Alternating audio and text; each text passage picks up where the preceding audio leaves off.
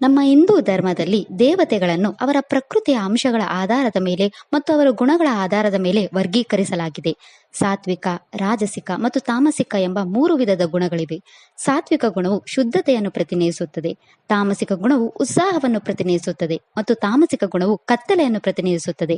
ನಮ್ಮ ಹಿಂದೂ ದೇವತೆಗಳನ್ನು ಈ 3 ಗುಣಗಳ ಆಧಾರದ ಮೇಲೆ ವಿಂಗಡಿಸಲಾಗಿದೆ ಮತ್ತು ಪೂಜಿಸಲಾಗುತ್ತದೆ. ಈ ವಿಭಾಗಗಳು ವಿಶ್ವ ವಿಕಾಸದಲ್ಲಿ ಅವರು ವಹಿಸುವ ವಿಭಿನ್ನ ಪಾತ್ರಗಳು ಮತ್ತು ಅವರ ಪೂಜೆಯ ವಿಧಾನಗಳನ್ನು ಪ್ರತಿನಿಧಿಸುತ್ತಾರೆ. ಸಾತ್ವಿಕ ದೇವತೆಗಳಾದ ಭಗವಾನ್ ಗಣೇಶ, ಭಗವಾನ್ ವಿಷ್ಣು ಮತ್ತು ದೇವಿ ಸರಸ್ವತಿ. ಸಾತ್ವಿಕ ದೇವತೆಗಳು ಬೆಳಕು, ಜ್ಞಾನ ಮತ್ತು ಶಾಂತಿಯನ್ನು ಪ್ರತಿನಿಧಿಸುತ್ತಾರೆ. ಒಳ್ಳೆಯತನ, ಸಾಮರಸ್ಯ, ಶುದ್ಧತೆ, ಆಧ್ಯಾತ್ಮಿಕ ಬೆಳವಣಿಗೆ, ಶಾಂತತೆ ಮತ್ತು ಮುಕ್ತಿಯನ್ನು ಸಾಧಿಸಲು ಅವರನ್ನು ಪೂಜಿಸಲಾಗುತ್ತದೆ. ರಾಜಸಿಕ ದೇವತೆಗಳಾದ ಭಗವಾನ್ ಬ್ರಹ್ಮ, ದೇವಿ ಲಕ್ಷ್ಮಿ ಮತ್ತು ದೇವಿ ದುರ್ಗೆ. ರಾಜಸಿಕ ದೇವತೆಗಳು ಶಕ್ತಿ, ಚಲನೆ ಮತ್ತು ಸೃಜನಶೀಲ ಉತ್ಸಾಹವನ್ನು ಪ್ರತಿನಿಧಿಸುತ್ತಾರೆ. ನಮ್ಮ ಆಸೆಗಳನ್ನು ಪೂರೈಸಲು, ಸಂಪತ್ತು, ಶಕ್ತಿ ಮತ್ತು ಭೌತಿಕ ಯಶಸ್ಸನ್ನು ಪಡೆಯಲು ಅವರನ್ನು ಪೂಜಿಸಲಾಗುತ್ತದೆ. ತಾಮಸಿಕ ದೇವತೆಗಳಾದ ಭಗವಾನ್ ಶಿವ ಮತ್ತು ದೇವಿ ಕಾಳಿ. ತಾಮಸಿಕ ದೇವತೆಗಳು ವಿನಾಶ ಮತ್ತು ಅಜ್ಞಾನವನ್ನು ಜ್ಞಾನವಾಗಿ ಪರಿವರ್ತಿಸುವ ಶಕ್ತಿಯನ್ನು ಪ್ರತಿನಿಧಿಸುತ್ತಾರೆ. ನಕಾರಾತ್ಮಕ ಶಕ್ತಿಯನ್ನು ತೊಡೆದುಹಾಕಲು ಅವರನ್ನು ಪೂಜಿಸಲಾಗುತ್ತದೆ. ತಾಮಸಿಕ ದೇವತೆಗಳು ನಮ್ಮ ಭ್ರಮೆಗಳನ್ನು ನಾಶ ಮಾಡುವ ಮೂಲಕ ನಮ್ಮ ಮನಸ್ಸನ್ನು ಶುದ್ಧೀಕರಿಸುತ್ತಾರೆ. ಈ 3 ಗುಣಗಳು ಅವಶ್ಯಕ. ಈ ಬ್ರಹ್ಮಾಂಡದ ಸೃಷ್ಟಿಗೆ 3 ಶಕ್ತಿಗಳು ಬೇಕಾಗುತ್ತವೆ. ಸೃಷ್ಟಿಗೆ ರಜೋಗುಣವು ಅಗತ್ಯವಿರುವಂತೆ ಪೋಷಣೆಗೆ ಸತ್ಯಗುಣವು ಮತ್ತು ವಿನಾಶ ಅಥವಾ ರೂಪಾಂತರಕ್ಕೆ ರಜೋಗುಣವು ಅಗತ್ಯವಿದೆ. ಈ 3 ಗುಣಗಳು ದೇವತೆಗಳನ್ನು ಅರ್ಥ ಮಾಡಿಕೊಳ್ಳಲು ವರ್ಗೀಕರಿಸಲಾಗಿದೆ. ಆದರೆ ಹಿಂದೂ ತತ್ವಶಾಸ್ತ್ರದಲ್ಲಿ ಅಂತಿಮ ಗುರಿ ತ್ರಿಗುಣಾತೀತವಾಗುವುದು. ಅದು ಈ 3 ಗುಣಗಳಿಂದ ಮುಕ್ತವಾಗಿದೆ ಅಥವಾ ಎಲ್ಲದರಲ್ಲೂ ಒಂದೇ ದೈವಿಕ ಪ್ರಜ್ಞೆಯನ್ನು ನೋಡುವುದನ್ನು ಕಲಿಸುತ್ತದೆ. ಭಗವದ್ಗೀತೆಯ ಪ್ರಕಾರ ಭಕ್ತರ ಮನಸ್ಥಿತಿಯ ಆಧಾರದ ಮೇಲೆ ಅವರು ಸಾತ್ವಿಕ, ರಾಜಸಿಕ ಅಥವಾ ತಾಮಸಿಕ ರೀತಿಯಲ್ಲಿ ದೇವರನ್ನು ಪೂಜಿಸುತ್ತಾರೆ ಎಂಬುದನ್ನು ನಿರ್ಧರಿಸುತ್ತದೆ. ದೇವಿ ಸರಸ್ವತಿ ಶುದ್ಧ ಸಾತ್ವಿಕ ದೇವತೆಯಾಗಿದ್ದಾಳೆ. ಅವಳು ಜ್ಞಾನ, ಸಂಗೀತ, ಕಲೆ, ಬುದ್ಧಿವಂತಿಕೆ ಮತ್ತು ಕಲಿಕೆಯ ದೇವತೆಯಾಗಿದ್ದಾಳೆ. ಭಗವಾನ್ ಬ್ರಹ್ಮನ ಪತ್ನಿಯಾಗಿ ಅವಳು ಸ್ವಯಂ ಜ್ಞಾನದ ಸಾರವನ್ನು ಪ್ರತಿನಿಧಿಸುತ್ತಾಳೆ ಮತ್ತು ದೇವಿ ಲಕ್ಷ್ಮಿ ಮತ್ತು ದೇವಿ ಪಾರ್ವತಿಯೊಂದಿಗೆ ತ್ರಿದೇವಿಯ ಭಾಗವಾಗಿದ್ದಾಳೆ. ಬುದ್ಧಿವಂತಿಕೆಯನ್ನು ಪಡೆಯಲು, ಅಜ್ಞಾನವನ್ನು ತೊಡೆದುಹಾಕಲು ಮತ್ತು ಶಿಕ್ಷಣ ಅಥವಾ ಸೃಜನಶೀಲ ಅನ್ವೇಷಣೆಗಳಲ್ಲಿ ಶ್ರೇಷ್ಠತೆಯನ್ನು ಸಾಧಿಸಲು ಅವಳನ್ನು ಪೂಜಿಸಲಾಗುತ್ತದೆ. ಅವಳು ಶುದ್ಧತೆ, ನಿಜವಾದ ಜ್ಞಾನ ಮತ್ತು ನಿರ್ಮಲ ವಿಮೋಚನಶೀಲ ಮನಸ್ಸನ್ನು ಪ್ರತಿನಿಧಿಸುತ್ತಾಳೆ. ಅವಳು 4 ತೋಳುಗಳನ್ನು ಹೊಂದಿದ್ದಾಳೆ. ಅವು ಮನಸ್ಸು, ಬುದ್ಧಿಶಕ್ತಿ, ಜಾಗರೂಕತೆ ಮತ್ತು ಅಹಂಕಾರವನ್ನು ಪ್ರತಿನಿಧಿಸುತ್ತವೆ. ಅವಳು ಯಾವಾಗಲೂ ವೀಣೆಯನ್ನು ಹಿಡಿದಿರುವುದನ್ನು ಕಂಡುಬರುತ್ತದೆ. ಇದು ಜೀವನ, ಸೃಜನಶೀಲತೆ ಮತ್ತು ಕಲೆಗಳ ಸಾಮರಸ್ಯವನ್ನು ಸಂಕೇತಿಸುತ್ತದೆ. ಅವಳು ಜ್ಞಾನ, ಪವಿತ್ರ ಗ್ರಂಥಗಳು ಮತ್ತು ಬೌದ್ಧಿಕ ಅನ್ವೇಷಣೆಯನ್ನು ಪ್ರತಿನಿಧಿಸುವ ವೇದಗಳನ್ನು ಹಿಡಿದಿರುವುದು ಕಂಡುಬರುತ್ತದೆ. ಅವಳು ಧ್ಯಾನ ಮತ್ತು ಆಧ್ಯಾತ್ಮಿಕತೆಯ ಶಕ್ತಿಯನ್ನು ಸಂಕೇತಿಸುವ ಜಪಮಾಲೆಯನ್ನು ಹಿಡಿದಿರುವುದು ಕಂಡುಬರುತ್ತದೆ.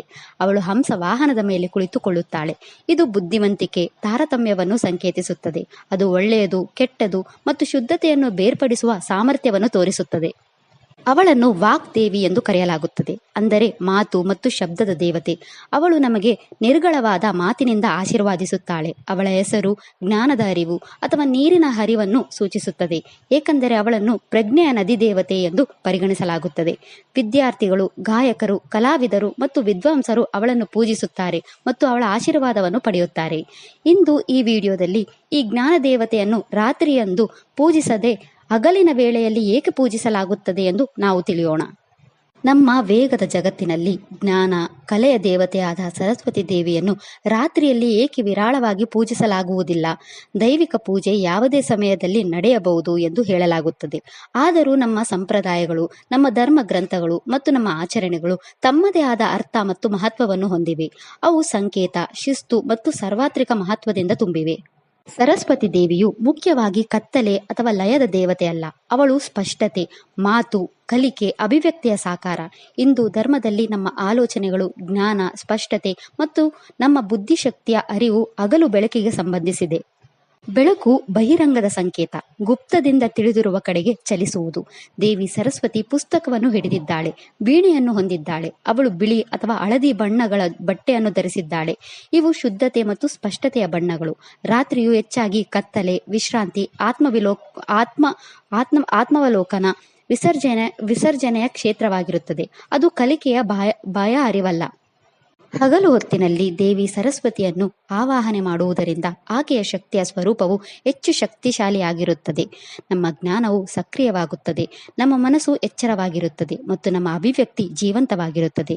ನೀವು ರಾತ್ರಿಯಲ್ಲಿ ದೇವಿ ಸರಸ್ವತಿಯನ್ನು ಪೂಜಿಸಿದರೆ ನೀವು ಸಂಕೇತವಾಗಿ ನಿಮ್ಮ ಜ್ಞಾನವನ್ನು ನಿಷ್ಕ್ರಿಯ ಮನಸ್ಸಿನ ಕತ್ತಲೆಯಲ್ಲಿ ಇರಿಸುತ್ತೀರಿ.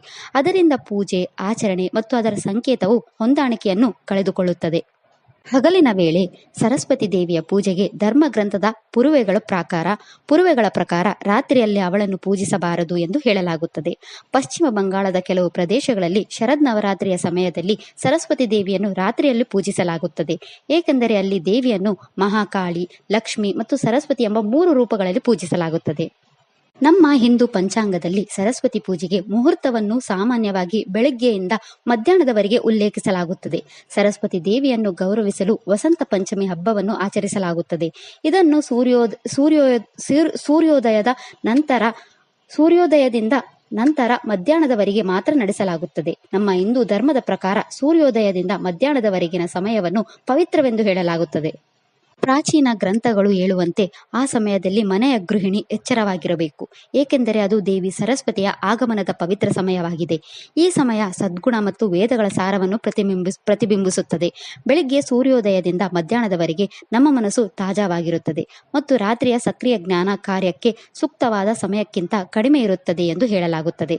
ರಾತ್ರಿ ಸಮಯ ನಮ್ಮ ಮನಸ್ಸಿಗೆ ವಿಶ್ರಾಂತಿ ನೀಡುವ ಸಮಯ. ರಾತ್ರಿ ನಮ್ಮ ಮನಸ್ಸಿಗೆ ವಿಶ್ರಾಂತಿ ನೀಡುವ ಸಮಯವನ್ನು ಸಂಕೇತಿಸುತ್ತದೆ. ಇದು ಕನಸು ಕಾಣುವ ಅಥವಾ ಕಲ್ಪಿಸಿಕೊಳ್ಳುವ ಸಮಯವಾಗಿದೆ. ಇದು ಪ್ರಜ್ಞೆಪೂರ್ವಕ ಮನಸ್ಸಿಗೆ ವಿಶ್ರಾಂತಿ ನೀಡುವ ಮತ್ತು ನಮ್ಮ ಉಪಪ್ರಜ್ಞೆ ಮನಸ್ಸನ್ನು ಸಕ್ರಿಯಗೊಳಿಸುವ ಸಮಯವಾಗಿದೆ. ಹಗಲು ಹೊತ್ತಿನಲ್ಲಿ ಪಡೆದ ಜ್ಞಾನವು ಸಕ್ರಿಯ ಕಲಿಕೆ, ಮಾತನಾಡುವುದು, ಉಚ್ಚರಿಸುವುದನ್ನು ದೃಢಪಡಿಸುತ್ತದೆ. ರಾತ್ರಿ ನಿಷ್ಕ್ರಿಯ ಸಮೀಕರಣ, ಅಂತರ್ಪ್ರಜ್ಞೆ. ನಮ್ಮ ಮನಸ್ಸನ್ನು ಮಾತಿನಲ್ಲಿ ಸಕ್ರಿಯವಾಗಿರಿಸಿಕೊಳ್ಳುವುದಕ್ಕಿಂತ ಧ್ಯಾನ ಮಾಡುವುದು ಹೆಚ್ಚು ಉತ್ತಮವಾಗಿದೆ. ರಾತ್ರಿಯಲ್ಲಿ ನಾವು ದೇವಿ ಸರಸ್ವತಿಯನ್ನು ಪೂಜಿಸಿದರೆ ನಮ್ಮ ಸಕ್ರಿಯ ಜ್ಞಾನ ಮತ್ತು ದೈಹಿಕ ವಿಶ್ರಾಂತಿಯನ್ನು ಅಪಾಯಕ್ಕೆ ಸಿಲುಕಿಸುತ್ತೇವೆ. ದೇವತೆಯ ಶಕ್ತಿ ಮತ್ತು ಧಾರ್ಮಿಕ ಸಮಯದ ಜೋಡಣೆ ಕಡಿಮೆ ನೆರವಾಗುತ್ತದೆ. ಅದಕ್ಕಾಗಿಯೇ ಅನೇಕ ಸ್ಥಳಗಳಲ್ಲಿ ಮಕ್ಕಳನ್ನು ದಿನದ ಮುಂಜಾನೆ ತಮ್ಮ ವಿದ್ಯಾರಂಭವನ್ನು ಮಾಡುತ್ತಾರೆ. ದೇವಿ ಸರಸ್ವತಿ ನಮ್ಮ ಮನಸ್ಸಿಗೆ ನೇರವಾಗಿ ಸಂಬಂಧ ಹೊಂದಿದ್ದಾಳೆ.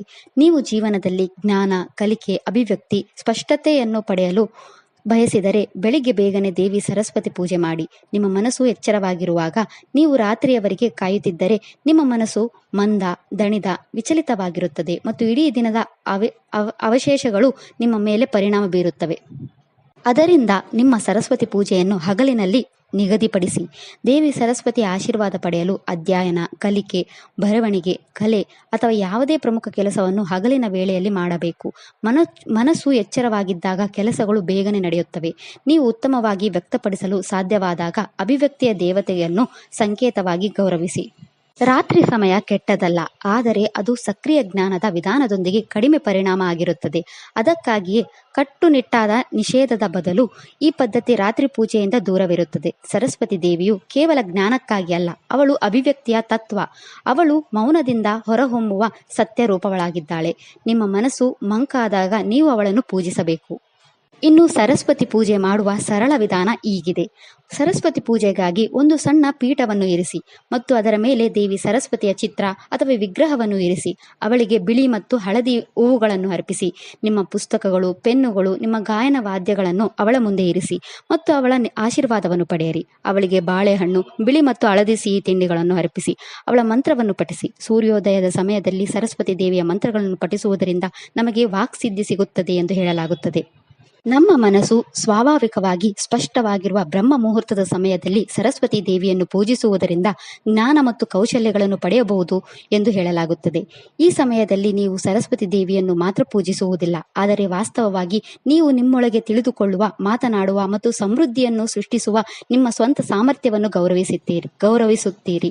ಇದಿಷ್ಟು ಸರಸ್ವತಿ ದೇವಿಯ ಪೂಜೆಯ ಮಹತ್ವದ ಬಗ್ಗೆ. ಓಂ ದೇವಿ ಸರಸ್ವತಿಯೇ ನಮಃ. ಈ ವಿಡಿಯೋ ಇಷ್ಟ ಆದರೆ ಲೈಕ್ ಮಾಡಿ, ಶೇರ್ ಮಾಡಿ ಮತ್ತು ಚಾನೆಲ್ ಸಪೋರ್ಟ್ ಮಾಡೋಕೆ ಸಬ್ಸ್ಕ್ರೈಬ್ ಮಾಡಿ. ಧನ್ಯವಾದಗಳು.